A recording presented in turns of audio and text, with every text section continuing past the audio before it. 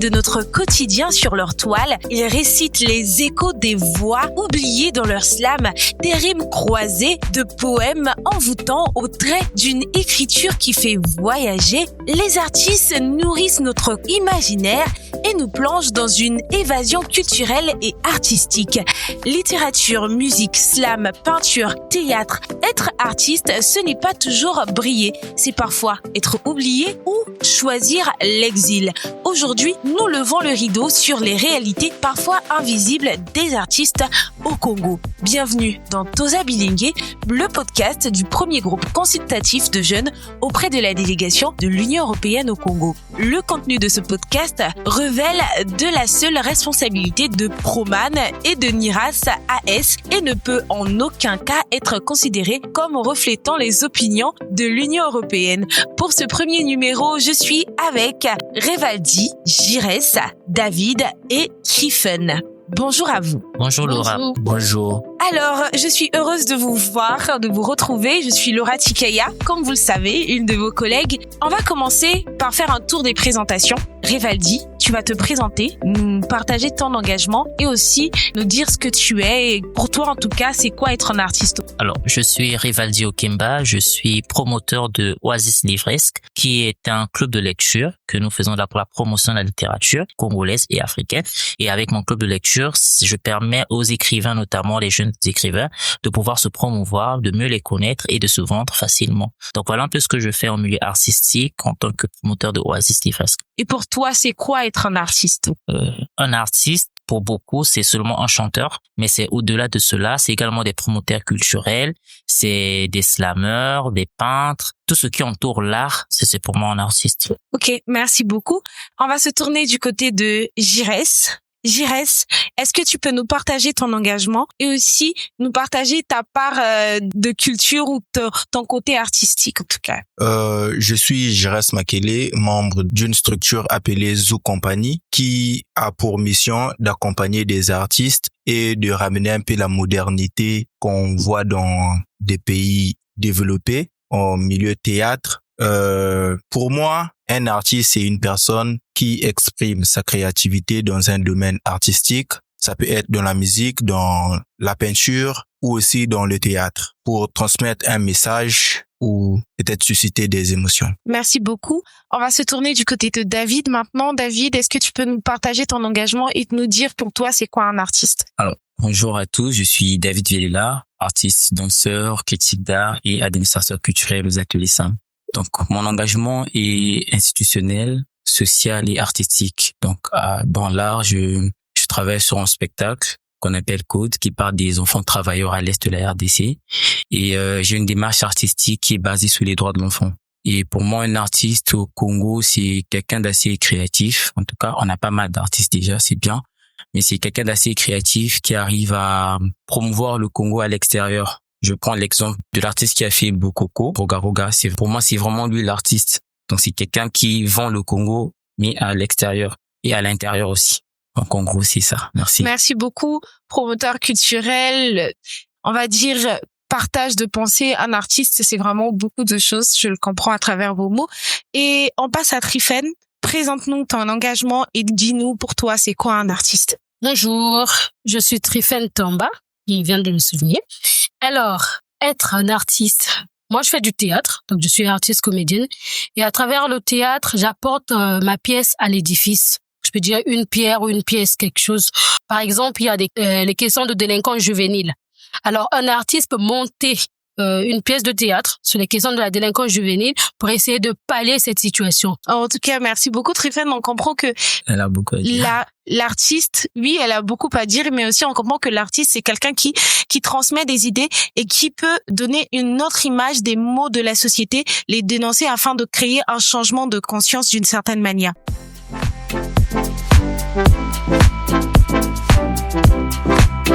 Littérature, musique, slam, peinture, théâtre. Aujourd'hui, on parle de la face cachée de l'art en République du Congo. Je rappelle que je suis Laura Tikaya, membre du premier groupe consultatif de jeunes auprès de la délégation de l'Union européenne, Toza Bilingue, et je suis avec Jires, David et Trifen.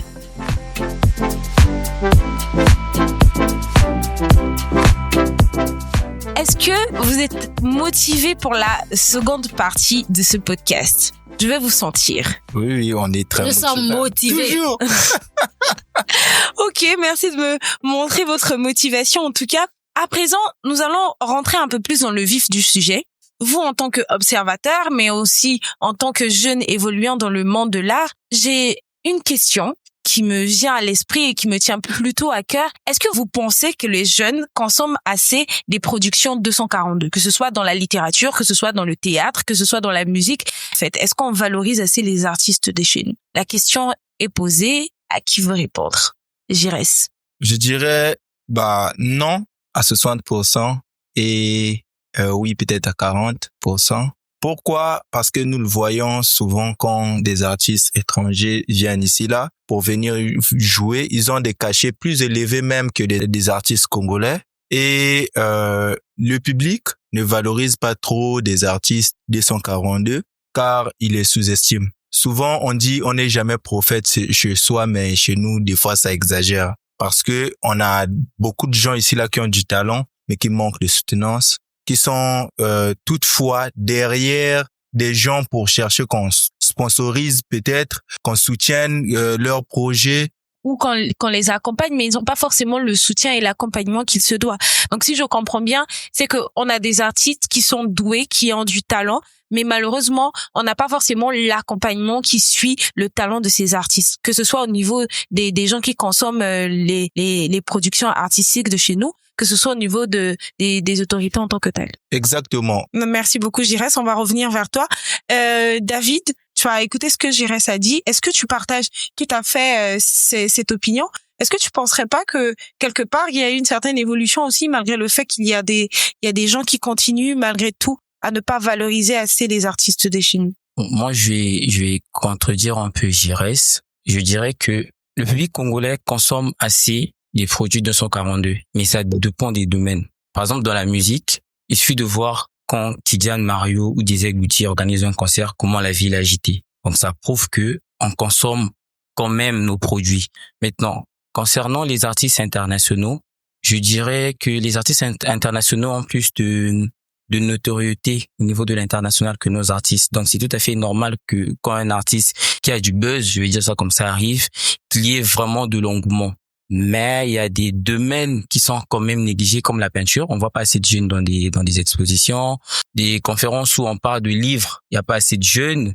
Par contre, quand on parle de danse, il y a des jeunes qui arrivent. Quand on parle de danse, il y a souvent des jeunes. On organise des compétitions à l'Institut français, à la Corniche. On arrive à drainer beaucoup de monde avec nous. Parfois, on est là, on danse juste, mais tu vois, il y a beaucoup de personnes qui sont intéressées. Je veux dire que oui, il y a des domaines que le Congolais ne consomme pas trop, comme la peinture, la littérature, mais les domaines... Le théâtre même. Oui, même le théâtre. Tout ce qui est peut-être art contemporain, le Congolais ne consomme pas, mais tout ce qui est art urbain, moi je pense que le Congo, il y a quand même de l'évolution par rapport à avant. Oui, mais même dans l'art contemporain et tout, il y a quand même une certaine évolution, d'une certaine manière quand même, j'irais. C'est vrai que dans l'esprit du Congolais, il y a toujours cet avis où ce que proposent les autres est meilleur, mais ça commence quand même à changer d'une certaine manière, tu penses pas? C'est pour cela que j'ai dit non à 60% et oui à 40%, parce qu'il y a de l'amélioration, c'est pas trop. Oui. Il y a encore beaucoup d'efforts à faire. Exactement. Ok, merci beaucoup. Donc, Tryphène, est-ce que tu peux nous partager ton regard d'observatrice et nous dire ce que toi, tu as remarqué sur le terrain? Alors moi, je parlerai plus du théâtre, parce que pour moi, le théâtre compte aussi. Parce qu'aujourd'hui, ce qui me fait mal, quand tu dis à quelqu'un que je suis comédienne ou je fais du théâtre, la personne va te dire « fais-moi rire ». Moi, je me dis, fais-moi rire, c'est-à-dire... Exactement. En fait, il faut qu'il y ait au moins que les gens sachent différencier c'est quoi l'humour, c'est quoi le théâtre. Le théâtre, on a plus la vision de dire que c'est ce que font la RDC. Et je dis qu'au niveau de la RDC, ce que font les Maman Kalunga et autres, c'est du sketch. Donc, je peux comparer ça à l'humour aujourd'hui, ce que fait Juste Parfait et autres. On peut le dire comme ça. Aujourd'hui, le théâtre que nous faisons, c'est le théâtre de Sonny Labouton aussi. On va voir Chikaya Outamsi et autres, ceux qui ont écrit Sylvie Diklopomos, donc les écrivaines congolaises ou les écrivains congolais.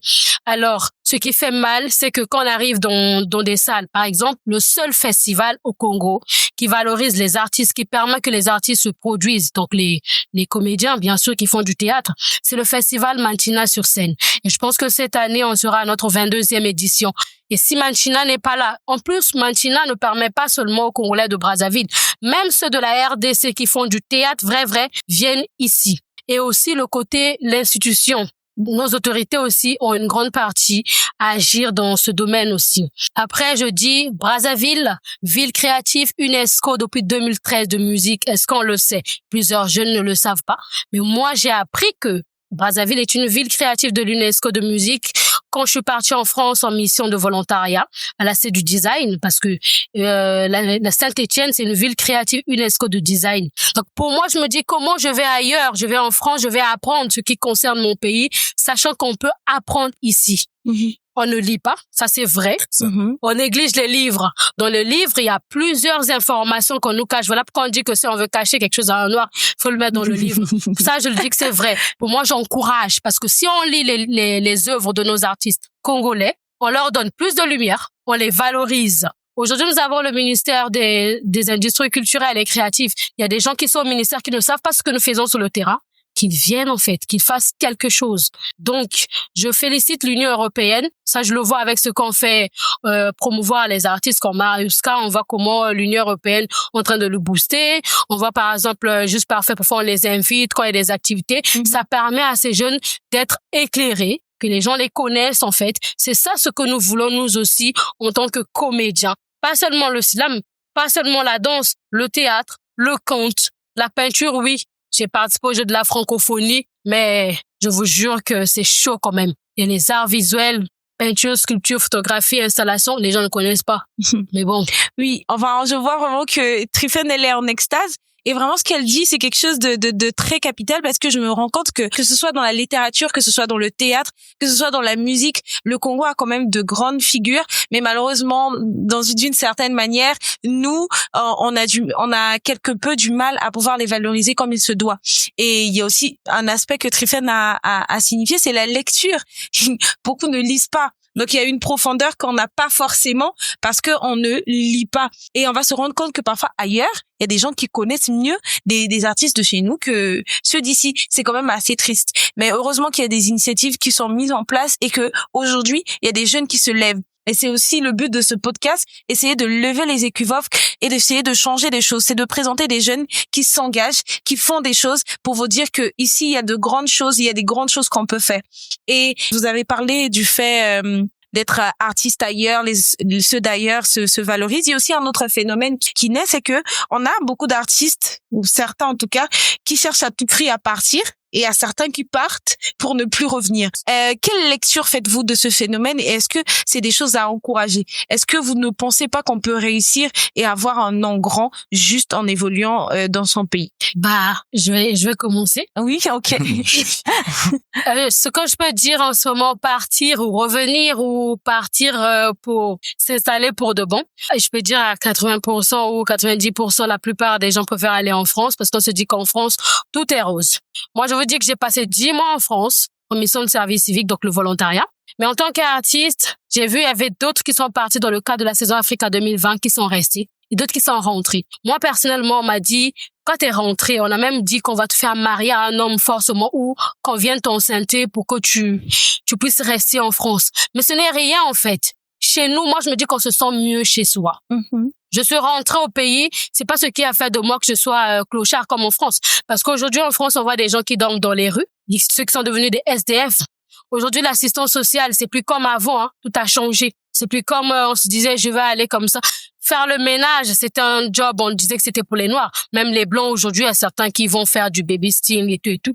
Donc, on se sent mieux chez soi. Si on va là-bas pour rester, lesquels viendront relever notre culture congolaise? Notre culture à nous, comme je le dis souvent, on doit revenir, on doit former la nouvelle génération. Parce que si on va se cacher là-bas, le Congo, on va dire, par exemple, ceux qui voyagent, Mariuska, Juste Parfait, qui je peux prendre? Si Jojo la légende aussi, Jojo la légende qui est partie, et les autres qui vont ailleurs. Si eux aussi se disaient, bon, j'y vais, je reste là-bas, et puis, peut-être que le slam, aujourd'hui, on n'allait pas entendre des femmes fortes dans le slam, en fait. Ça. Ou, moi, Simoïne, elle se dit, bon, je vais rester en France, je ne rentre plus au Congo. Non, c'est pas ça. nous devons rentrer. Nous devons montrer que il y a une valeur chez nous, en fait. Il y a quelque chose de bon au Congo. On peut changer le Congo si on se tient comme un seul homme. Ok, en tout cas, moi j'ai envie d'applaudir d'une certaine manière parce qu'on dit si on est comme un seul homme, on peut changer la vision de l'art au Congo, on peut valoriser nos productions à nous. Et Giresse, quel est ton avis par rapport à ce qu'elle dit? Est-ce que tu as quelque chose à compléter? Bah, moi, je dirais que partir, par exemple, en France ou en Europe pour aller apprendre et venir l'exercer ici dans ton pays, ça c'est bien. Mais quand on part pour priver ton pays de ton talent, c'est pas bien. Parce que d'autres peuvent voyager peut-être pour élargir l'audience, pour se faire plus reconnaître, mais il y a d'autres qui partent là-bas, arrêtent même avec l'art, changent de route. Donc pour moi, si tu veux partir, va pour apprendre et viens changer ce que toi tu te disais qui n'était pas bien ici au Congo. Apprends ça, viens changer pour monter l'exemple aux autres. Parce que si tu pars et puis tu reviens pas, on voit pas c'est quoi la différence entre toi qui est parti apprendre là-bas et qui fait ça que là-bas et d'autres qui sont ici qui ne font rien. Ok. Donc c'est tout ce que je peux dire. Merci beaucoup. David, ton opinion? Alors, moi, je vais dire, ça dépend. Ça dépend. Je vais pas vous contredire. Ce que vous avez dit, On dirait que David, ici, là, il joue un peu l'arbitre. Exactement. Oui, mais c'est un équilibre de pensée et c'est très bien. C'est vrai. Mais on doit savoir une chose. Le Congo n'est pas assez évolué en termes d'industrie. Tu vois, l'industrie culturelle. On a, par exemple, des droits ici qu'on n'arrive pas à payer aux artistes. On n'a pas assez d'espace donner par exemple l'occasion aux artistes de se mettre en résidence pour travailler. On n'a pas des bourses à donner aux artistes parce qu'en Europe, il y a vraiment tout un système financier qui est dédié juste aux artistes. Moi, je suis déjà allé en Europe, je suis revenu. Ça, c'est mon cas parce que j'ai mes projets. Et il y a des artistes qui vont, qui reviennent. Et il y a d'autres aussi qui restent. Mais après, ça dépend de la vision et de la façon dont t'es parti. Si t'es parti dans un projet, par exemple, Africa 2020, t'es parti dans un projet et que t'es resté et que tu te retrouves en France, tu n'as pas de papier, tu te mets à travailler avec les papiers d'une autre personne. Ça, c'est pas bien parce que tu fuis l'enfer. Bon, peut-être tu dis que le Congo c'est l'enfer, tu fuis l'enfer pour aller en enfer. Pour te mettre dans un autre enfer. C'est comme si tu faisais rien.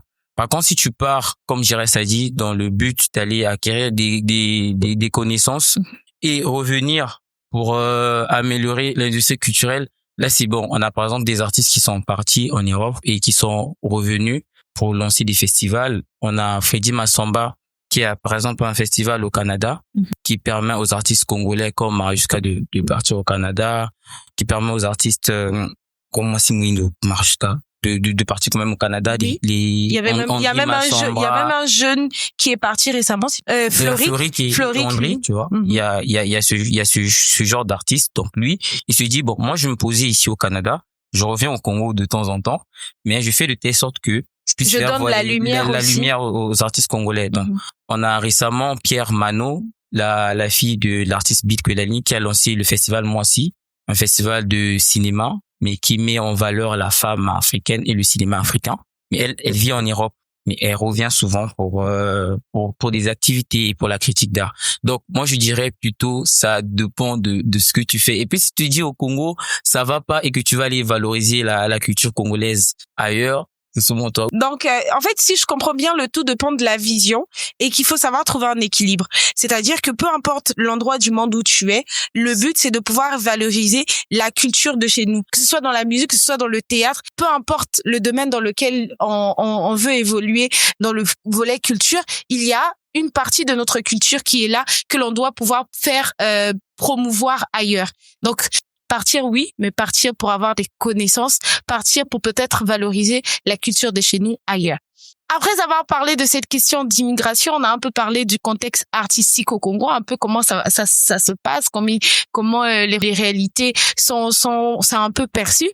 On va maintenant passer dans un côté un peu plus pratique pour essayer de voir comment on peut évoluer en République du Congo en tant qu'artiste et puis bien se débrouiller. comment on devient un artiste dit professionnel, comment on parvient à avoir des contrats, que ce soit d'un volet national ou d'un volet international. Donc, on va voir ça tout de suite après cette courte pause musicale.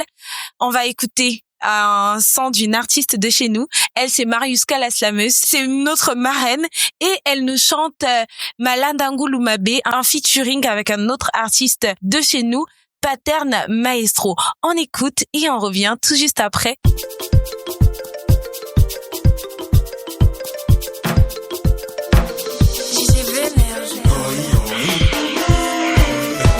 Vous l'obli, vous la pali. Et c'est Michel. Parfois c'est pas jokele. Malanda Ngulu Mabe, Malanda Ngulu Mabe, Malanda Ngulu Mabe. Rokokoya na mutambwe. Malanda Ngulu Mabe, Malanda Ngulu Mabe, Malanda Ngulu Mabe. Rokokoya na mutambwe. Fille de son père, trésor de sa mère. À 15 ans, elle maîtrise les tendances. On avance avec son temps. Avec la mode, elle veut se faire les poches. Modèle de ses potes, faute de moyens, elle se livre au doyen du quartier pour un rien. Pour un rien. Pour un rien.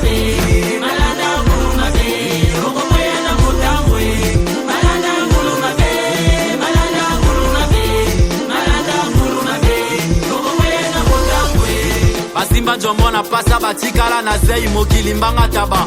Tolito pesa elelo ya polo botiko zala zoba baninga.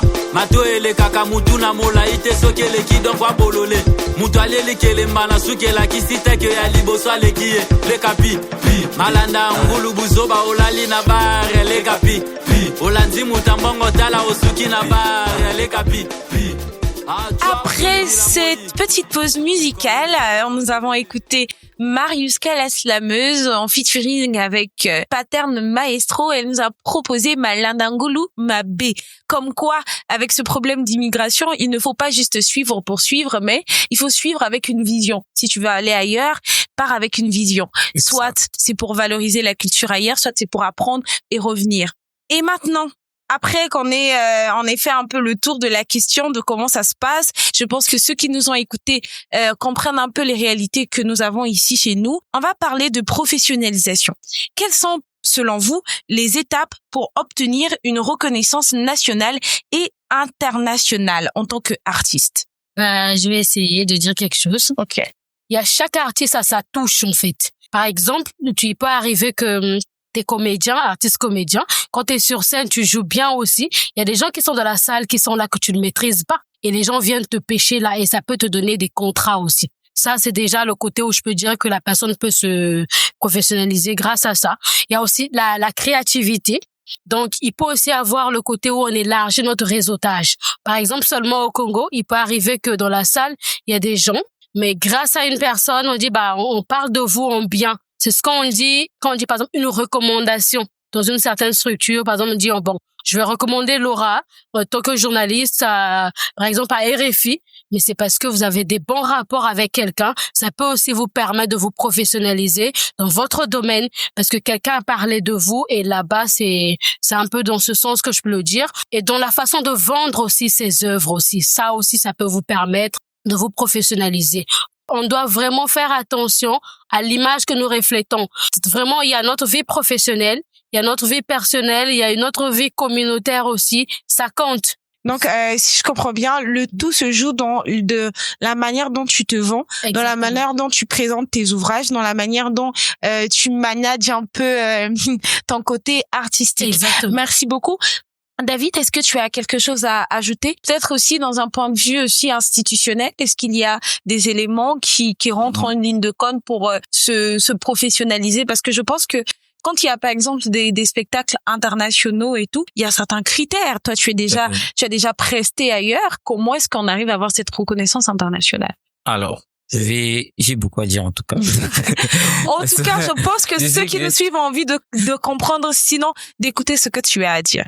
Alors, pour moi, un artiste, pour se professionnaliser, il doit se considérer comme une entreprise. Donc, en entrepreneuriat, on dit souvent que il y a cinq domaines qu'on doit vraiment maîtriser. Donc, la création de valeur, la vente, le marketing, les finances, et je pense que le cinquième planète, je l'ai oublié.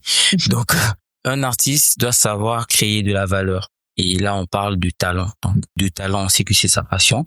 Moi, si je suis musicien, je dois me former en musique. Me former vraiment à fond. Je me dis que je dois aller peut-être à l'église, dans une chorale, mais je me forme vraiment dans mon domaine. Donc, une fois que ma passion devient un talent, donc je le fais tellement bien, je dois le vendre. Donc, je dois apprendre comment vendre dans mon domaine. Nous, par exemple, dans le domaine de la danse, pour vendre ton produit au niveau de l'international, tu dois faire des vidéos conceptuelles. Donc, moi, par exemple, je parle des enfants travailleurs à l'est de la RDC parce que ma démarche artistique est basée sur les droits d'enfants. Donc, quand je produis mes vidéos, je fais de telle sorte que ma vidéo soit assez originale, parle du sujet et essaie d'interpeller les gens. Et je dois apprendre aussi à reconnaître les festivals qui sont à l'international dans mon domaine. Moi, je sais qu'il y a le Détour Festival en Belgique, il y a le ILS Battle, c'est parce que je suis crampeur, c'est un style de danse en France. Il y a des festivals de danse en Italie et je dois savoir comment je fais pour postuler à ces festivals-là. Donc là, on parle juste de vente et comment avoir leur mail, connaître leur programme et la suite là, c'est la vente et le marketing. Un artiste a un certain branding. Donc, l'image que tu vends doit vraiment refléter ta démarche artistique. Moi, par exemple, je suis un danseur de base, souvent j'ai des locks. Quand on me voit, c'est que bon, celui-là c'est un danseur en façon de m'habiller, tu vois. Par exemple, une personne comme Mariuska, qui est notre marraine d'ailleurs, quand elle s'habille, on sent que ça c'est pas n'importe qui, elle est assez unique. Donc ça c'est le marketing. Un artiste doit savoir se vendre, avoir un bon branding à lui et avoir toute une équipe, donc un photographe. Et si t'as pas tout ça, tu dois apprendre ça en tout cas parce que tu veux faire de ta passion ta profession.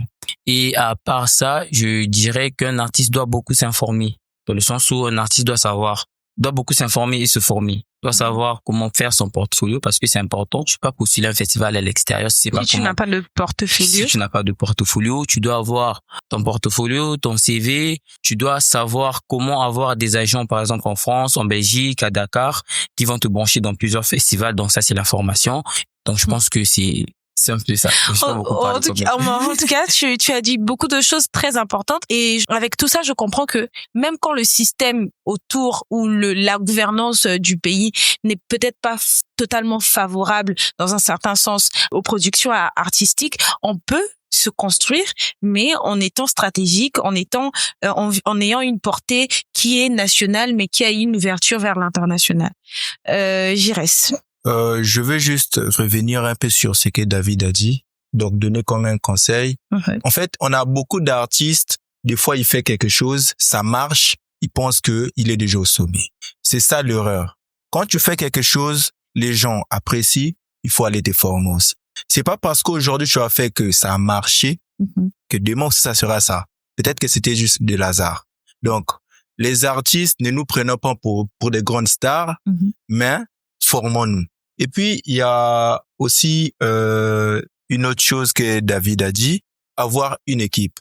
Il y a des gens, vu qu'il fait bien, il chante bien, il pense qu'il peut tout faire. Il est lui-même manager, il est lui-même danseur, parce qu'il veut pas partager la part du gâteau. Même Chris Brown, qui est un bon danseur, a beaucoup de danseurs. Exactement. Donc, tu peux être bon, tu chantes bien, mais il y a une autre personne qui gère, par exemple, le management. Il y a une autre personne qui gère tes réseaux sociaux. Nous voulons trop tout gérer, c'est pour cela que ça marche pas. Si tu te fais pas connaître toi-même, personne viendra chez toi pour te prendre et puis commencer à te produire. Tu peux être bon, mais tout ça là, si tu gardes ça pour toi, personne va te produire un jeu. Donc, commençons d'abord par le peu que nous avons. Après, Dieu fera le reste. Commençons par le peu que nous avons. Après, Dieu fera le reste. Je pense que c'est une belle manière de clôturer, en tout cas, cette émission qui portait sur la face cachée de l'art. Nous vous disons merci de nous avoir écoutés. C'était le podcast Toza Bilingue du premier groupe consultatif de jeunes auprès de la délégation de l'Union européenne. Nous avons parlé de la face cachée de l'art et nous étions avec Rivaldi, Trifen, David et Jires. Merci beaucoup et au prochain numéro.